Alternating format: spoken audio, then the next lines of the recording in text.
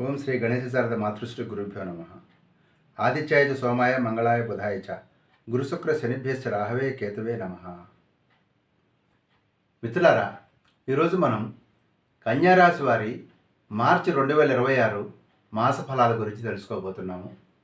కన్యారాశి అంటే ఉత్తర లేదా ఉత్తర ఫల్గుని నక్షత్రం 2, 3, 4 పాదాల వారు, హస్త నక్షత్రం 1, 2, 3, 4 పాదాల వారు, చిత్త నక్షత్రం 1, 2 పాదాల వారు, అంటే టోటల్గా ఈ 9 పాదాలు కూడా కన్యారాశి కిందకు వస్తాయి. ఈ కన్యారాశి వారికి మనకి 1 నుంచి 10వ తారీఖు వరకు ఫలితం ఎలా ఉండబోతుందో ఫస్ట్ చూద్దాం. మనం ఈ కన్యారాశి ఇది చూసారు కదా, ఇది కన్యారాశి. ఇక్కడి నుంచి తీసుకున్నట్లయితే షష్ఠ స్థానంలో అంటే 6వ స్థానంలో రాహు రచితమూర్తిగా ఉన్నాడు, కుజుడు ఇక్కడే ఉన్నాడు శత్రుస్థానంలో, రవి బుధులు కూడా అక్కడే ఉన్నారు. ఈ రవి బుధులు 6వ స్థానంలో మంచి చేయబోతున్నారు, అలాగే రాహు రచితమూర్తిగా కూడా మంచి చేయబోతున్నాడు. అంటే ఈ 3 గ్రహాలు కూడా మీకు అనుకూలంగా ఉన్నాయి. అదే సమయంలో కుజుడు వ్యతిరేకంగా ఉన్నాడు. సప్తమ స్థానంలో శని శుక్రులు మీకు వ్యతిరేక ఫలితాలు ఇవ్వబోతున్నారు. రాజ్యస్థానంలో గురువు కూడా వ్యతిరేక ఫలితాలు ఇవ్వబోతున్నాడు. వ్యయంలో కేతువు మీకు రచితమూర్తిగా అనుకూల ఫలితాలు ఇవ్వబోతున్నాడు. ఓవరాల్గా చూసుకున్నట్లయితే 4 గ్రహాలు మీకు అనుకూల ఫలితాలు ఇస్తే శని శుక్ర కుజు గురువులు నలుగురు కూడా వ్యతిరేక ఫలితాలు ఇచ్చేటువంటి పరిస్థితి ఉంది. మనం ఒక్కొక్క గ్రహం గురించి కనుక మనం పరిశీలించుకుంటూ వచ్చినట్లయితే మొదట మనం శని భగవాను గురించి మాట్లాడుకుందాము. ఈయన వలన సప్తమంలో ఉండటం వలన మీ స్పౌస్కి హెల్త్ ప్రాబ్లమ్స్ వచ్చేటువంటి అవకాశం, ఓవరాల్గా ఫ్యామిలీలో ఇల్ హెల్త్ కారణంగా కొంత ఎక్స్పెండిచర్ అవకాశం, పనుల్లో ఇబ్బందులు, వ్యాపారంలో కూడా ఇబ్బందులు వస్తాయి. కుటుంబ సభ్యుల నుంచి దూరంగా మీరు క్యాంపుల వల్ల కానివ్వండి, ట్రైనింగ్స్ వల్ల కానివ్వండి, ట్రాన్స్ఫర్స్ వల్ల కానివ్వండి, మీరు కొంత ఎడబాటు కొంచెం దూరంగా ఉండేటువంటి పరిస్థితి కొన్ని సందర్భాల్లో వస్తుంది ఈ దశలో. అదేవిధంగా రెండో నెగిటివ్ ప్లానెట్ వచ్చి గురువు. ఈ గురువు కారణంగా 10వ స్థానంలో ఉండటం వలన ఇందాక చెప్పినట్టుగా శని కారణంగా కానివ్వండి, గురువు కారణంగా కానివ్వండి, ఫ్యామిలీలో ఇల్హెల్త్ ప్రాబ్లం వచ్చేటువంటి అవకాశం ఉంది. అధికారులు మీ బాసెస్ వల్ల కూడా మీరు కొంత అవమానము, చికాకులు, అగౌరవాన్ని ఫేస్ చేసేటువంటి అవకాశం ఉంది. అదేవిధంగా మీరు ఉన్న ప్లేస్ నుంచి వేరే ప్లేస్కి వెళ్ళేటువంటి అవకాశం, ఇంటి విషయంలో కానివ్వండి, జాబ్ విషయంలో కానివ్వండి, జాబ్ లొకేషన్ విషయంలో కానివ్వండి, లేదా మీ ప్రాజెక్టులో కానివ్వండి, లేదా మీ సీట్లో కానివ్వండి, మీ నేచర్ ఆఫ్ వర్క్లో కానివ్వండి, చేంజెస్కి ఈ గురు శనులు కారణం అయ్యేటువంటి అవకాశం ఉంది. అదేవిధంగా శుక్రుడు కూడా సప్తమంలోనే ఉండటం వల్ల కళాత్ర స్థానంలో నేను మీకు చెప్పినట్టుగా మీకు ఇంట్లో హెల్త్ ప్రాబ్లమ్స్ రావడం ఒకటే కాకుండా యూరినరీ ఇన్ఫెక్షన్ ప్రాబ్లమ్స్ కూడా వచ్చేటువంటి అవకాశం ఉంది. అకారణంగా అనవసరమైనటువంటి ఖర్చులు ఈ శుక్రుడి వల్ల అర్థం పర్థం లేని ఖర్చులు అయ్యేటువంటి అవకాశం ఉంది.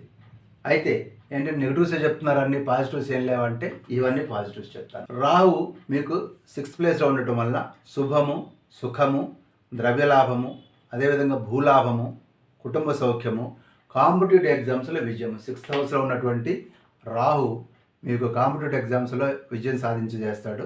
అదేవిధంగా రవి కూడా 6th కాంపిటేటివ్ ఎగ్జామ్స్కి హెల్ప్ చేస్తాడు. బుధుడు ఉన్నాడు. సో ఈ టైంలో ఉన్నటువంటి కాంపిటేటివ్ ఎగ్జామ్స్ ఏమైనా ఉన్నట్లయితే కనుక మీరు బ్రహ్మాండంగా విజయం సాధించేటువంటి అవకాశం ఉంది. అదేవిధంగా నేను మళ్ళీ 6th హౌస్లో ఉన్నటువంటి రవి గురించి చెప్తాను.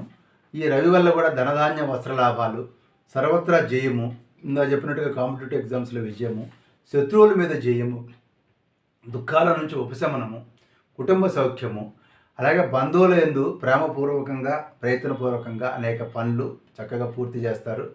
బంధువుల కారణంగా కూడా మీకు హెల్ప్ దొరుకుతుంది. మీరు చేసే పనిలో గుర్తింపే కాకుండా మంచి పురాణ కాలక్షేపం లాంటివి లేదా స్పిరిచువల్ టూర్స్ కానీ చేసేటువంటి అవకాశం ఈ రవి కారణంగా ఉంది. అదేవిధంగా బుధుడి వలన కూడా ఇందాక నేను చెప్పినట్టుగా రాజ్య సన్మానము, కాంపిటేటివ్ ఎగ్జామ్స్లో విజయము, ఆభరణాలు, ఆస్తుల సంపాదన, శుభము, అన్ని రకాలుగా బుధుడు కూడా మీకు చాలా అనుకూలంగా ఉండబోతూ ఉన్నాడు. ఈ విధంగా మీకు 6th హౌస్లో ఉన్నటువంటి రాహు, రవి, బుధులు ముగ్గురు కూడా మీకు చాలా హెల్ప్ చేయబోతున్నారు. మరో పక్కన కేతువు 12వ స్థానంలో ఉన్నాడు. ఈ కేతువు 12వ స్థానంలో ఉండటం వలన, రవి 6వ స్థానంలో ఉండటం వలన వీళ్ళిద్దరి వలన కూడా మీరు ఆధ్యాత్మిక జ్ఞానాన్ని సముపార్జిస్తారు, పురాణ శ్రవణం చేస్తారు, పవిత్ర ప్రదేశాలకు, పుణ్యక్షేత్రాలకు మీరు వెళ్ళొస్తారు, ప్రయాణాలు చేస్తారు. అంతర్ముఖులై మరింతగా జ్ఞానాన్ని సంపాదించేటువంటి అవకాశం ఈ పీరియడ్లో ఉంది. కేతువు కారణంగా మీకు చాలా వైరాగ్య భావాలు కూడా కలిగేటువంటి అవకాశం ఉంది. అదేవిధంగా ప్రయాణాల్లో కొంత అక్కడక్కడ కొంచెం కొంచెం సిక్కేటువంటి అవకాశం కూడా కొద్దిగా ఉన్నమాట వాస్తవం. ఇక మీకు 15వ తారీఖు నుంచి తీసుకున్నట్లయితే రవి మీకు వ్యతిరేకమైనటువంటి ఫలితాలు ఇవ్వబోతున్నాడు.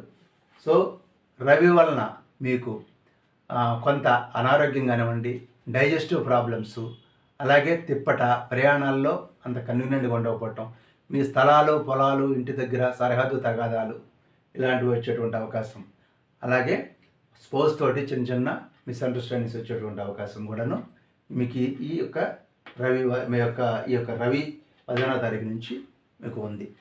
అదేవిధంగా శుక్రుడు 26వ తారీఖు నుంచి ఆల్రెడీ నెగిటివ్గా ఉన్నాడని నేను చెప్పాను మీకు. ఇదే టైంలో 26వ తారీఖు వచ్చేసరికల్లా శుక్రుడు మీకు అష్టమ స్థానంలోకి వస్తాడు. శుక్రుడు మీకు అష్టమ స్థానంలోకి వచ్చిన సందర్భంలో అతని వలన ఆస్తులు, ఆభరణాలు, గృహము, భూముల సంపాదన, అదేవిధంగా బంధు సమాగమం, రాజదర్శనము, మీకు రాజపూజ్యం అంటే మీ బాసెస్ మిమ్మల్ని సభాష్ అంటారు. ఇవన్నీ కూడా 26వ తారీఖు తర్వాత మీకు చాలా బాగుంటుంది.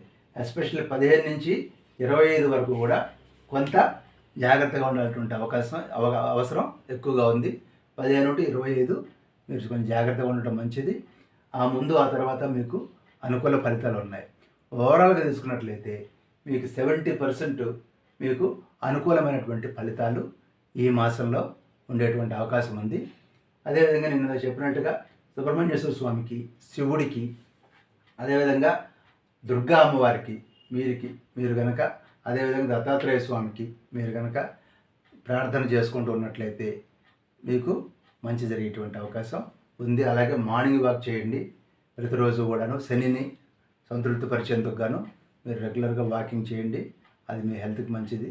టూ మచ్ లగ్జూరియస్గా ఉండడానికి ప్రయత్నం చేయకండి. వీలైనంత వరకు ఫిజికల్గా కూడా మీరు కొంత స్ట్రెయిన్ ఇవ్వండి. అది మీకు చాలా మంచిది. స్వస్తి.